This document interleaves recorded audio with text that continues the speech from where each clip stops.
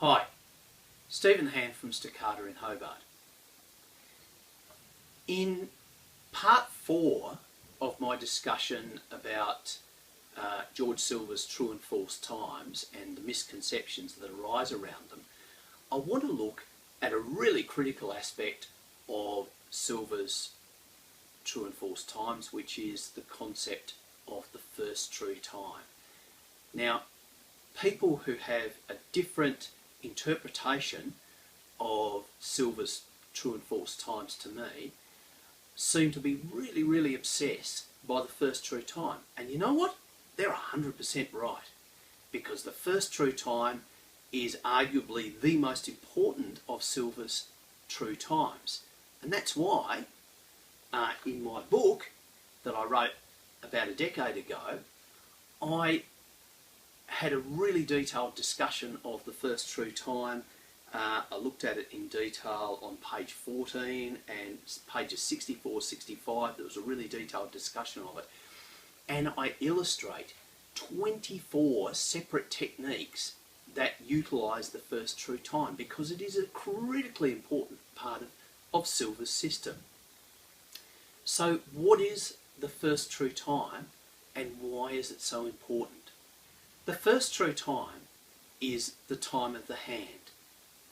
The time of the hand is when the only part of your body you need to move to strike is your hand, right? You don't need to move your body, you don't need to move your feet. So time of the hand, you're only moving your hand and of course the weapon in that hand. Now obviously, what makes the first true time, time of the hand, so important is that it's the fastest of the true times. The hand is faster than the foot, and therefore the first true time is going to be much faster just to hit somebody than to hit somebody on a step or a pass. So the first true time is important because it's the fastest of the true times. And one of the basic principles that Silver uses is that you can use a shorter true time, a faster true time, to strike a longer or slower true time. In Brief Instructions, Chapter 2, Paragraph 2, Silver tells you that you need to maintain distance from your opponent to force them to have to step as they attack you. Now there's a very good reason for that. Is if they attack you, obviously using one of the longer true times, time of the hand, body and foot, or time of the hand, body and feet,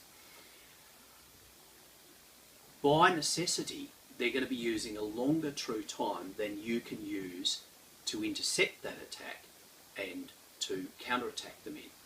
Silver says that when you're attacked, when somebody comes into distance, as they must do when they're attacking you, that you have the choice of 3 actions. And the first of those actions is to strike or thrust at him at that instant when he hath gained you the place by his coming in.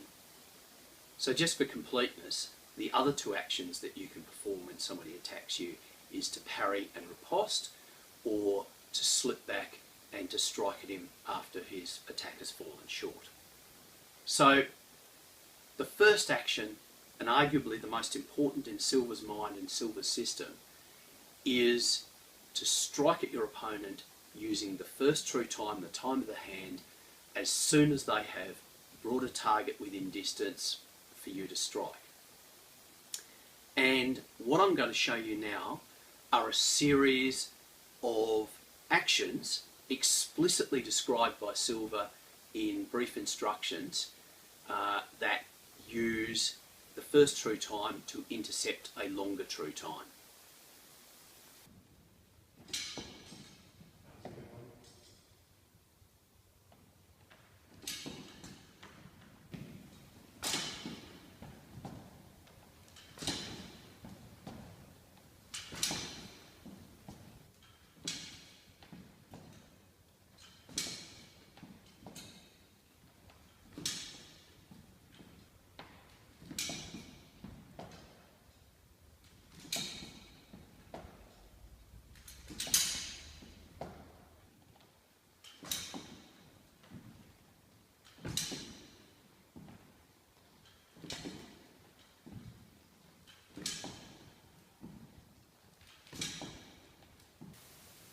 So as we've seen, one of the most common things that Silva wants you to do is to intercept your opponent's attack with an action in the first true time as soon as they've brought whatever body part within distance that you're now in distance to strike. However, he's really explicit that standing within distance and attacking each other in the first true time is about the dumbest thing you can do. In Silva's incredibly important Paradox 24, he writes, "One man's hand being as swift as another man's hand, both being within distance, he that striketh or thrusteth hurteth the warder." Basically, if two guys stand within distance and strike in time of the hand, unless the first guy takes out the second guy really quickly, they're both going to get hurt. They're both in massive danger of being killed. It's an incredibly stupid thing to do, and you should never do it. Going on in Paradox 24, Silva writes, "For proof that the hand is more swifter than the eye, and thereby deceiveth the eye, let two stand within distance, and let one of them stand still to defend himself, and let the other flourish and force with his hand, and he shall continually, with the swift motion of his hand, deceive the eyes of him that standeth watching to defend himself, and shall continually strike him in diverse places with his hand." So Silva is clearly telling you that while you can strike somebody as they come within distance, that you must not stand within distance with an opponent. So what have we learnt in this video? Everyone who interprets Silva regards the first true time as being an incredibly important part of his system. I certainly do. I devote a large part of my book to discussing it, 24 separate instances where I illustrate it, and I've shown you some of those in this video. But it's not the be-all and end-all of Silva's system. Some people will have you only using time of the hand, and as Silva specifically says and explicitly says, you can't just stand within distance and attack each other, because both of you have the same advantage, right?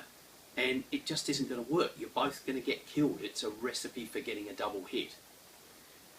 So, in following videos, we're going to look at the other true times, and we're going to look at the importance of those. Thanks for watching.